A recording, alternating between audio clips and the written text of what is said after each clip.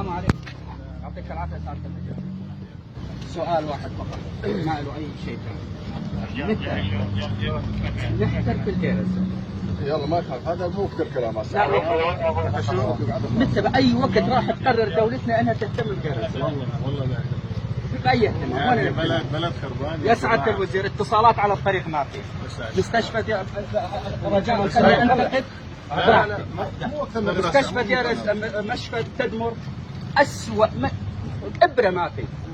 إبرة دخلنا عليهم المصابين ما في أي خدمة، حبة وجع راس ما عندهم. مستشفى كامل 3 محافظات، المنطقة الشرقية تمشي بهذا الطريق تريلات وبوسطات نقل وسيارات إلى آخره. مستشفى معرض وكل يوم يصير في حادث. معقولة ما هي مجهزة للمصابين؟ القصة هاي المشاكل ما جديدة، هي مشاكل قديمة بس نعم. ما كان بلد كان عم يخرب يا نعرف تحت الصفر كان نعرف. مو يعني أنا الفكرة إنه هو الواقع كان صعب وعلى أيام النظام صار أصعب. صحيح صحيح. من قبل الثورة هاي الطرقات ضيقة والمشاكل وضع صحيح صحيح صحيح ولا لا؟ صحيح. نحن عم نشتغل بس يا أخي الخراب هذا الكبير ما راح يبين أثر بسرعة. والله عم نشتغل الليلة. احنا نريد الاتصالات يا سعادة الوزير، اتصالات والله في ومستشفيات للحوادث لا قدر الله، ولا الطريق نعرف بيوم ويومين ما راح يصير ولا بسنة، يمكن سنتين اغلب 3. الامور والله اغلب الامور حتى المشاكل بدك بدك توسع المشاكل وبدك كوادر شويه شاطره. هي الفكره في شغل بس حجم الدمار الكبير بسوريا سبب انه الحجم كبير، حجم الخراب كبير ما عم يبين الشغل. صحيح. الناس ما عندهم مسؤوليه. نعم. تمام. انا ما اعرف هذا الشيء. هاي المشكله تبعنا. احنا نريد يعني هلا كنت عم اتكلم مع الدكتور، هذا الطريق ما عليه شيء، من يوم يصير عليه حوادث. بس ما كان حدا يصور ولا كان حدا يشير لهي المسائل، لانه كان اليوم عسكري يصور وبضع. ايوه لانه الناس قبل كانت تعرف، اليوم الحمد لله الناس عم تقول لك هون في مشكله، هون في خطا، ساعدونا بحل هاي القصه. يا سعاده الوزير نحن ما عندنا مشكله، بس خليك نحن ما عندنا مشكله بايصال اي انتقاد او اي ملاحظه، ما في شك، بس اصبروا معنا. بدها صبر. انا صابر لابعد الحدود، بس في جيك اللي ما يقدر يصبر، تجيك الام اللي تفقد ابنها ما تقدر تصبر. امس هنا الشباب هنا في تقصير كثير. انا يا اخي انا اقدر اصبر، انا ابن عمي قتيل استشهد، وابن عمي الثاني هنا عسكري عنده كسر بالكتف، اقدر اصبر، بس ام القتيل ما تقدر تصبر.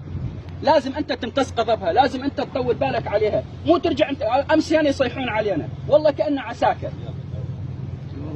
في تقصير، نريد خدمات على طريق دير الزور تدمر، نريد اتصالات. يوم انا يصير معي مشكله اتصل على اي امن، تعال ما في برج، شلون اتصل على الامن؟ اتصل علي على شلون اتصل عليك؟ على القمارة الصناعية؟ ايه صح.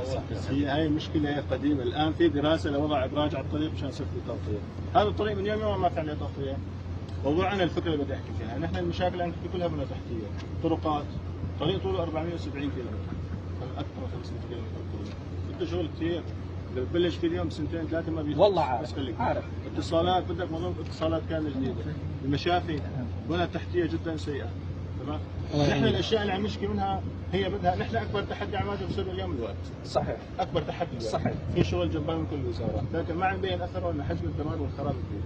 مشكورين مع الوزير، بس انتم تصبروا معنا، احنا صابرين. صابرين بس نريد اسعافات اوليه. اسعافيا هلا نريد اسعافات اوليه. اسعافيا هلا رح نفعل دوريات على الطريق بحيث نحد موضوع السرعه. ومستشفى تدمر باذن الله، والمشافي كلها ان شاء الله مع وزير الصحه. والله يعني مسرع الصبح 140 والبورمه ماشي قدامي 140، انا عندي كروسر ماشي بقى 140 والشارع قرب والسليم، وهو مسرع اكثر من 140 يعني الله اكبر. بصراحه السرعه اكبر اكبر نصيب السرعه. حتى في احنا نريد الشركه هاي شركه جود، احنا رح نفعل دوريات مشان نقدم السرعه لبين ما يبدا العمل. في شركه جود هم السواق شو يسووا؟ شوف يهاوزون على بعض، يدخلون على بعض وتصعد. يعني هن الشركه، هي شركه جود، هي تعمل مسؤوليه الباصين. شركه جود صعب، هن الباصين يعني هم يمسكون مع بعض. الحديث. احنا